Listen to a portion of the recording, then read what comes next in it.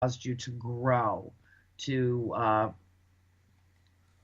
to blossom in some way, shape, or form, to chip your way out of our little 3D shell, in reference to the chicken and the egg. We're each encapsulated in our own little 3D compartmentalized world that we think is about three dimensions and five senses, and that's not anything like the reality of our I existence. know. So, It's you amazing, know, right? yeah. And, we're at the top of the hour. This is a 5-minute break. So it's a great time to stretch your legs, fill your glass, do cartwheels if you have space. I don't right here. And just mainly take care of you. And we will be back.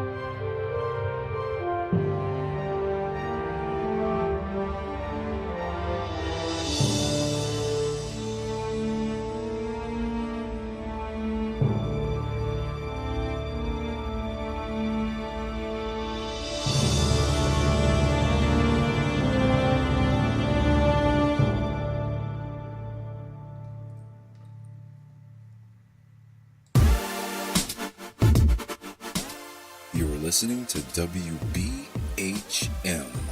Digital Broadcasting, the best in paranormal talk, only on Paranormal Experienced Radio, broadcasting live out of Birmingham, Alabama. And we're back. Hi, Andrea. Hello.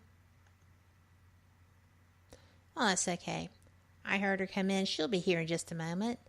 But, I am having the best time, and I do want to let y'all know that the Gettysburg Ghost Exchange is the business that was sponsoring the Gettysburg Battlefield Bash that was supporting Wounded Warriors of Pennsylvania, Pennsylvania Wounded Warriors Incorporated. They were brilliant, and they had all kinds of Pura people who came out fully supporting that. There were vendors and personalities, I guess you would say. There were lectures. I think my favorite was the demonology lecture that was hosted, or not hosted, but they were the lecturers, by Dave Giuliano, Jeff Leeper, and James Anito. Just absolutely wonderful information, things that I had not really thought about, and I've interviewed all of those people. So it was interesting. And I just thought that I want to give credit where credit's due.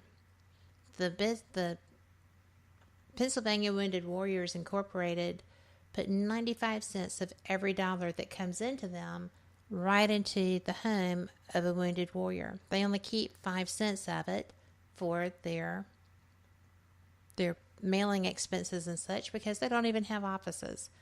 Their volunteers operate out of their homes, and pretty amazing stuff. So as we wait for Annie to get back, does anyone have any questions?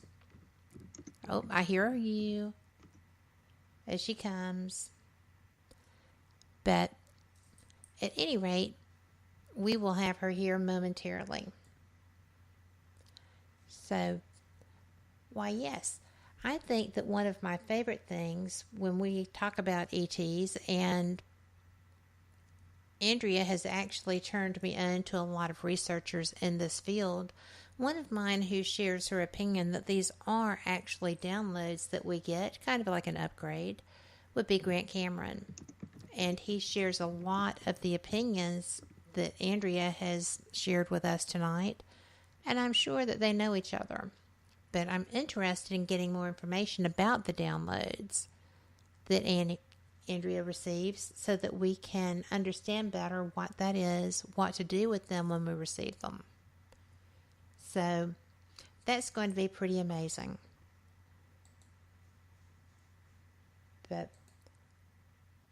So Andrea, are you there?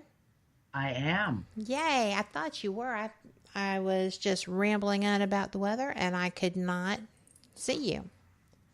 So I apologize for that. That's okay. So I wanted to speak with you relevant to a comment that you had made earlier, and it was actually a descriptive term, the downloads, because I've only known a couple of people who are completely in tune with that. One of them would be Grant Cameron, and he also refers to them as downloads. I kind of got laughed at when I was at Alien Con, and Giorgio said, what do you think, where do you think this information comes from? And I was like, downloads. And he just looked at me, he's like, well, I knew you were going to say that. So what would you describe that as? I mean, what information do you get? Are you aware when it's happening? Yes. Oh, yes. There's no mistaking when it's happening.